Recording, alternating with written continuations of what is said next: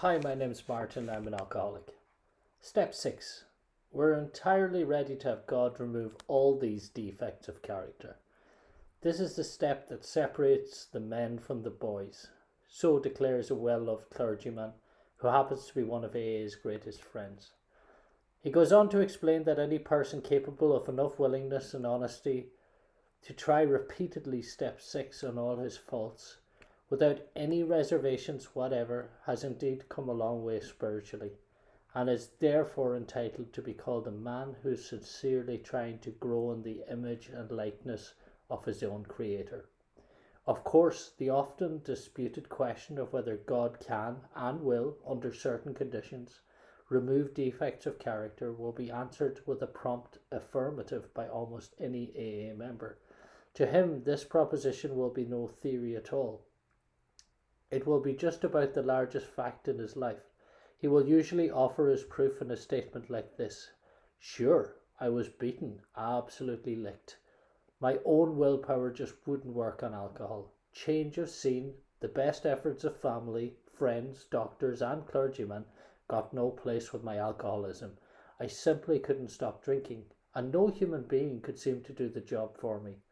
But when I became willing to clean house, and then asked a higher power, God as I understood him, to give me release, my obsession to drink vanished. It was lifted right out of me." In AA meetings all over the world, statements just like this are heard daily. It is plain for everybody to see that each sober AA member has been granted a release from this very obstinate and potentially fatal obsession. So in a very complete and literal way, all AAs have become entirely ready to have God remove the mania for alcohol from their lives. And God has proceeded to do exactly that.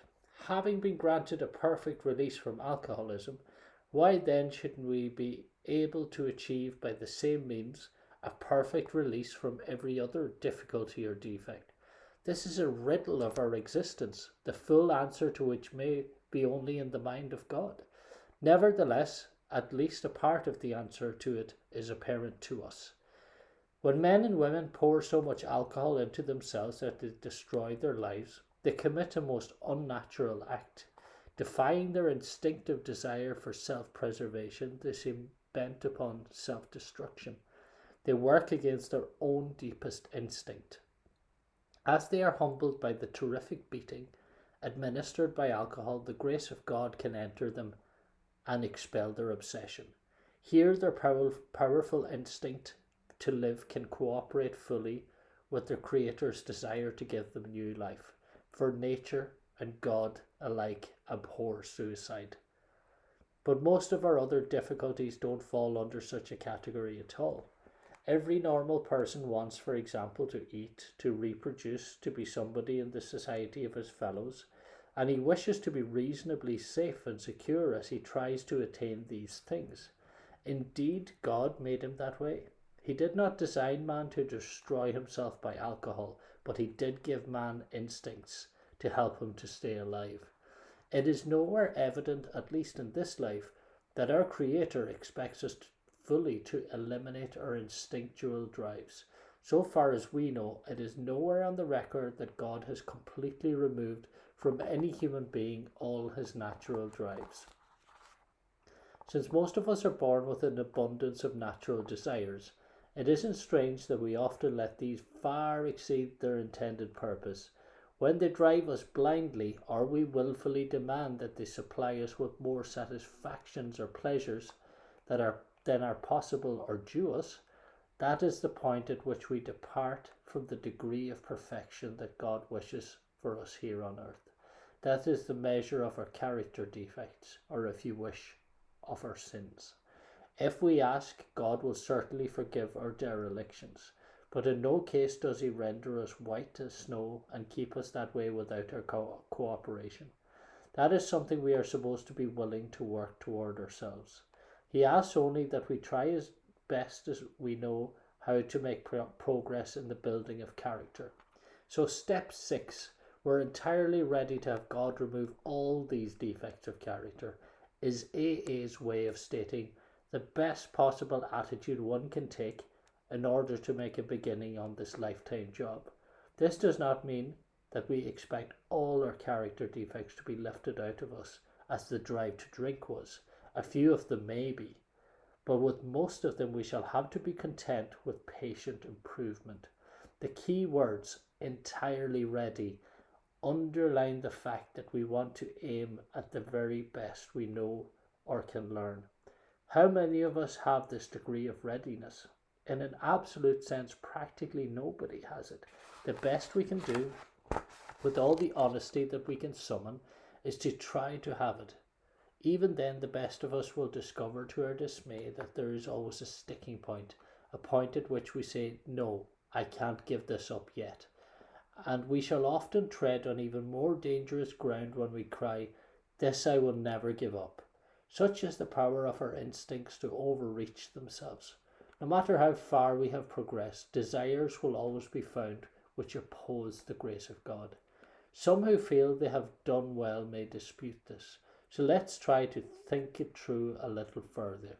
Practically everybody wishes to be rid of his most glaring and destructive handicaps. No one wants to be so proud that he is scorned as a braggart, nor so greedy that he is labelled a thief. No one wants to be angry enough to murder, lustful enough to rape, gluttonous enough to ruin his health. No one wants to be agonized by the chronic pain of envy or to be paralyzed by sloth. Of course, most human beings don't suffer these defects at these rock bottom levels. We who have escaped these extremes are apt to congratulate ourselves. Yet can we? After all, hasn't it been self-interest, pure and simple, that has enabled most of us to escape? Not much spiritual effort is involved in avoiding excesses which will bring us punishment anyway. But when we face up to the less violent aspects of these very same defects, then where do we stand? What we must recognize now is that we exult in some of our defects. We really love them. Who, for example, doesn't like to feel just a little superior to the next fellow, or even quite a lot superior? Isn't it true that we like to let greed masquerade as ambition? To think of liking lust seems impossible, but how many men and women speak love with their lips and believe what they say so that they can hide lust in a dark corner of their minds?